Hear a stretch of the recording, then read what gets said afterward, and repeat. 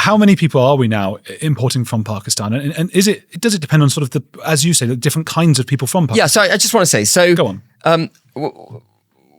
I was born in the tailwinds of British Imperial India, Pakistan, in a much more, I think, liberal form of Islam, which was, more embracing. And the first proper, I think, brush with democracy that Pakistan had was in the 1970s when Zulfikar Ali Bhutto was elected prime minister. And he did what so many leaders of so-called democracies in the Middle East and Near East did, which was to invoke Islam to get the masses to support him. Mm-hmm. So the first real move towards the Islamification, the real Islamification of Pakistan didn't happen till the 1970s when it had a kind of form of democracy. And then the really interesting thing, a little anecdote, which I'll tell you, is in 1982, I think, Zulfikar Ali, Ziaul Haq, does that mean the name? So he was president, he was a general, there was a coup. That's why I was sent away to boarding school. There was a coup in 1977, so I was sent away to boarding school in 79 because the schools were progressively closed. He had a referendum in Pakistan in 1982, I think. You can fact check me on that. And in the referendum, which was effectively an election for him, the motion was, do you vote for Islam? And if so, you have to vote for me.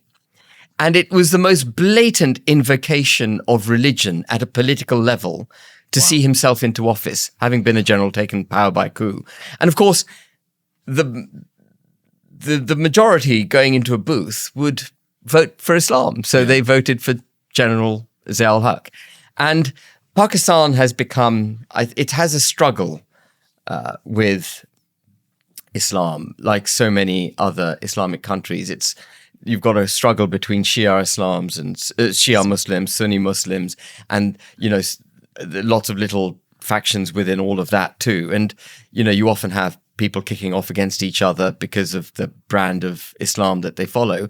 But there's also a very broad spectrum of people, what I would regard as my peer group in Pakistan, who are very liberal, who don't think that way. But as we as a country, the United Kingdom now, have opened our borders to what I would call unbridled immigration, of course, we've taken in people who are not of that liberal nature, who are much more fundamentalist in their view. And then when you give those people the protected status that I described through diversity, equity, and inclusion, and you say, it's fine, you can hold those views, even though they're antipathetic and stand against the kind of benign Christian culture through which our democracy evolved and came forward, we're going to allow you to hold those views. And practicing as they do in these protected silos, they're prone, of course, to a form of extremism. And this is not extremism that's necessarily directed just at the white majority in the country. Or indeed, they're not alone in creating a bit of extremism. So you might have seen a year ago or so in Leicester, there was ethnic Indian Hindus kicking off against ethnic Pakistani Muslims over a cricket match in which England wasn't even playing. And, this is the kind of damage that we're doing to the country. And I know a lot of people on my side of the debate really only want to talk about extremist Islam because they feel that that's a safe thing to criticize because it's perfectly valid to criticize extremism. Sure. But I think it's more fundamental. It's literally more fundamental than that. What we've got to watch out for is fundamentalist Islam. An Islam that is unbending, an Islam which is not prepared to welcome the Christian culture through which the United Kingdom evolved, because ultimately we are the liberalism that now allows the breakdown in the West is the liberalism that was born out of a patrician Christianity that recognized that it needs to step back and let the state do what it needs to do and for the democratic principle to hold true.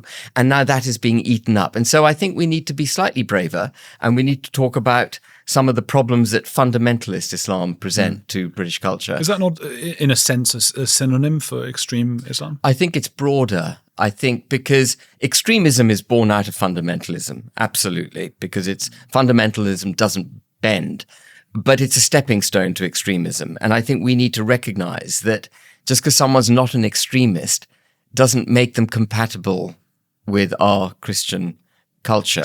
And my advocacy, coming to a solution, having pointed out loads of problems, is that we've got to do away with DEI.